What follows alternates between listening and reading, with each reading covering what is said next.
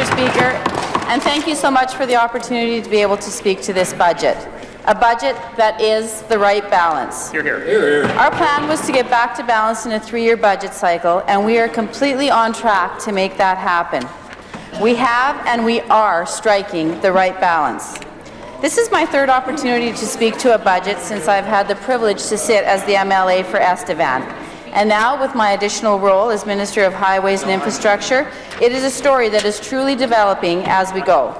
But before I talk about my political journey, I would like to catch you up a little bit on my personal story. You know, life truly is a blessing.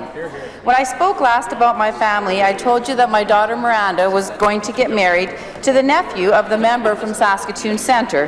Well, all went off without a hitch, and I now have a wonderful son-in-law named John. And not only that, they are expecting their first child in June of this year. They decided not to find out if they were having a boy or a girl, so it's going to be a wonderful surprise when June comes. And speaking of blessings, my daughter Mercedes and her partner Jay brought a beautiful baby girl into the world in November of last year. Jordan Brooklyn is just about 4 months old, and she has managed to capture my heart in words that just cannot be expressed. I know, I don't look near old enough to be a grandmother, huh? You were all thinking it, but it's true. And of course, my son Wyatt, he just turned 23. He continues to farm with his dad and his granddad near Outram, just outside of Estevan. And what can I say? He's a single 23-year-old male. Of course, I would be remiss if I did not mention my partner Bart. The job we do here takes us away from home a good portion of the time, and our partners are the ones that have to pick up the slack when we are away. So I would like to thank Bart for doing such a great job when I am away from home. Once again, everybody loves Bart. In my constituency, back home, I would like to take the opportunity to thank Rosalie, Susan, and Gail for all that they do for me. It truly does take a team to ensure that we are doing a good job for our constituents. And talking about teams, I would like to extend my sincere thanks to David, Robin, Sean, and Bonnie, who work with me here in the building. They truly do everything they can to make my job as minister as seamless as possible. And to my Deputy Minister Fred and his complement of professionals, thank you. When I sit in my seat here and listen to the words of our Premier, they resonate more and more with me. He has a plan. He has put a team together, a team to implement that plan, and that plan is the right balance. And that plan is coming to fruition, Mr. Speaker. I've heard him talk on more than one occasion about building a province that is a place we want our children to live, and where we want to raise our families, where we want to work, Mr. Speaker, a province that is full of opportunities for everyone. As I watch my family grow, I cannot help but see the possibilities that we have for them right here in this fantastic province of Saskatchewan.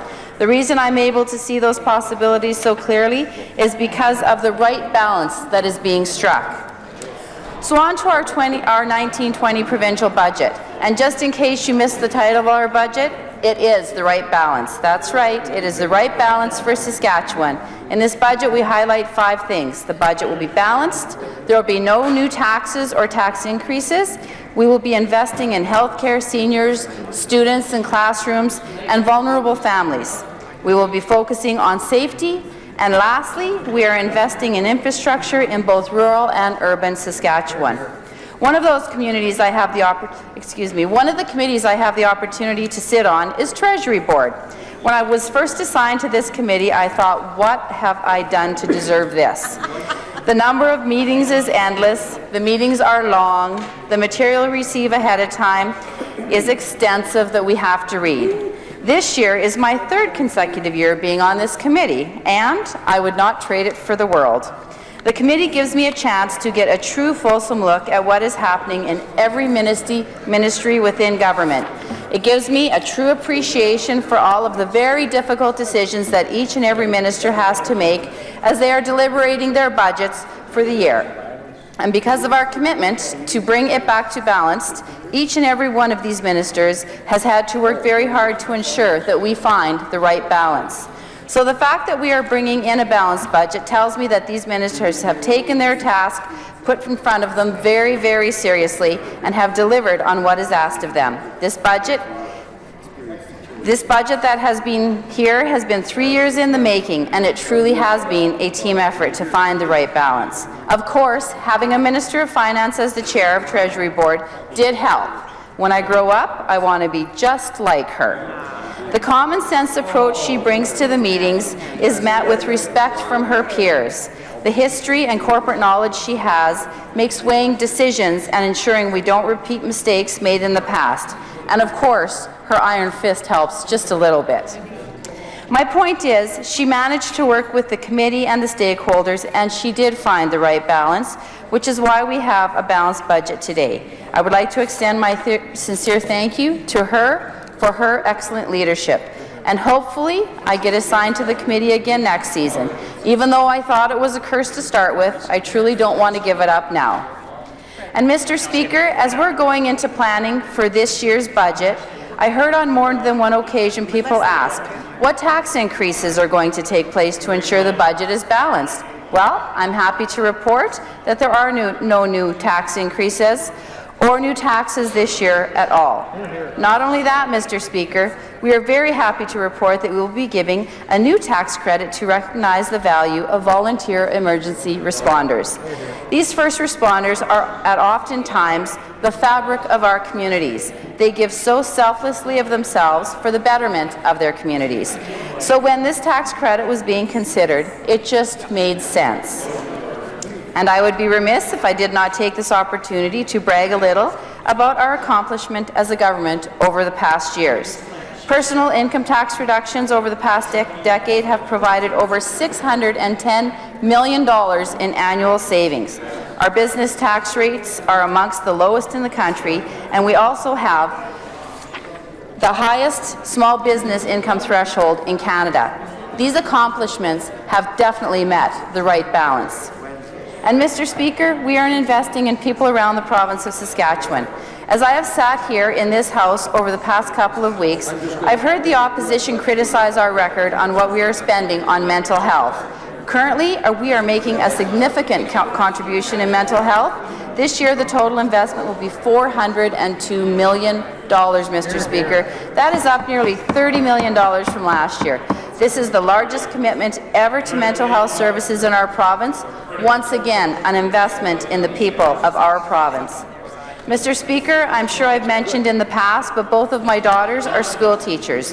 One teaches grade 1 in Saskatoon and the other teaches grade 7 in Estevan. So I am truly glad that we are continuing to invest in our students and our classrooms.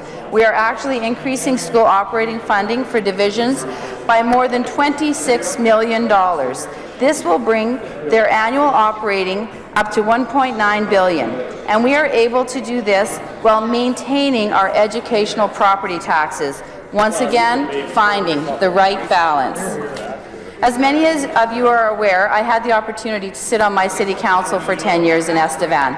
And I remember when we would be doing our budgeting, and it was very difficult because we never knew what kind of funding we were going to be receiving from the province.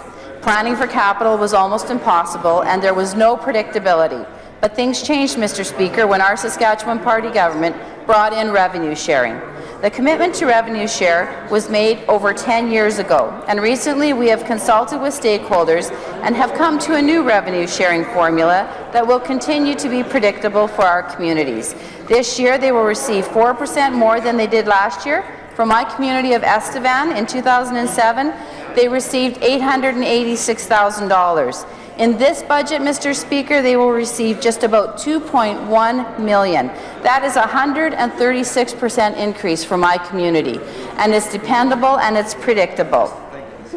And now to touch on work as I do as the Minister of Highways and Infrastructure. This year's highway of infrastructure budget is $706.1 million, Mr. Speaker. Mr. Speaker, safety is paramount for the government, which is why we will continue to make these investments we are making. On April 6, 2018, it marked one of the most horrific traffic collisions in our province's history. It was a reminder of how quickly life can change, and it made us ask ourselves, what can we do? Can we do more? This budget will see improvements to more than 60 intersections. This is a 5-year commitment of $65 million, including $13 million a year. This will include new turning lanes, lighting, clearing sight lines, and rumble strips. To give you an idea of just a handful of the projects that will take place this year, my ministry will make improvements on Highway 35 and 335, as recommended in the independent engineering report. Lighting improvements will be made through Kindersley on Highway 7, in addition to Highway 3 at Shellbrook, Highway 16 at Langham, and Highway 8 south of Churchbridge. Lighting improvements and a northbound bypass lane will be installed at the junction of Highway 21 and 307. Major improvements will be made to Highway 1 at Kalium with new entrance and exit lamps, and a new flashing red light on the stop sign in Green Lake at the junction of Highway 155 and 55 will be installed. We will also invest another $7 million through the Safety Improvement Program to reduce the frequency and severity of collisions at specific locations around the province. So, Mr. Speaker, over the next 5 years, safety and intersections will receive $100 million. That's $20 million a year to help advance those. But as I mentioned, we've already been investing in this kind of stuff through the Safety Improvement Program. And this program was at $7 million this last budget, unlike the $1 million the members opposite were spending when they were in power. And now, with our enhanced intersection safety, it comes up to $20 million a year we'll be investing in that program. So I'm very proud of that.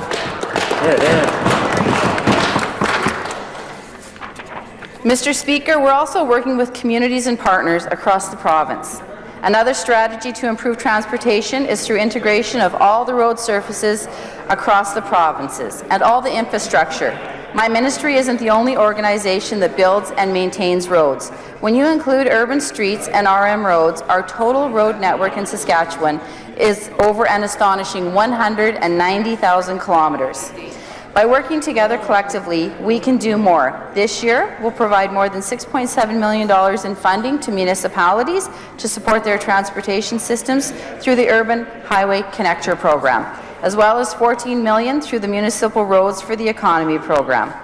We will also continue to provide $700,000 through the Community Airport Partnership, leveraging a total of $1.4 million investment in local airports, Mr. Speaker. Work will begin on construction of we also have passing lane projects that will be taking place throughout the province.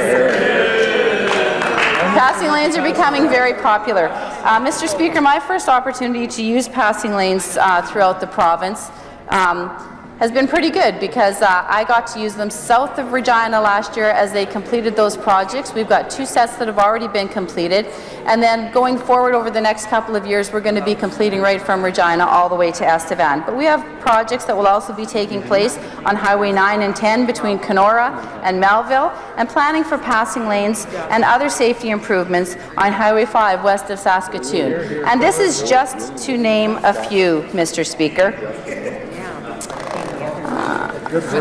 We've got lots of stuff happening in highways. I've got pages and pages of information here. But, Mr. Speaker, our government has made some hard choices to bring our budget back to balance, and I would argue that it is the right balance. But as you can see, we have always understood the importance of safe and efficient transportation network. While still investing in our schools, hospitals, and our people, like any budget, we have some limitations. So we need to be strategic. This budget ensures the investment of our government makes in programs, services, and infrastructure are sustainable into the future. But, Mr. Speaker, we face some headwinds. The Trudeau government has imposed a carbon tax on Saskatchewan, beginning April 1st. Our Premier has been a vocal advocate against this tax. It will make the cost of operating more expensive. We know the vast majority are vehemently opposed to this tax, so we will continue to fight, and it is likely going to go for several rounds. So, Mr. Speaker, in closing, I'm very pleased to support the motion that has been brought forward by the Minister of Finance and seconded by the member from Indian Head Milestone. Hear, hear. I will not be supporting the amendment. Mr. Speaker, we have found the right balance. Thank you. Yes,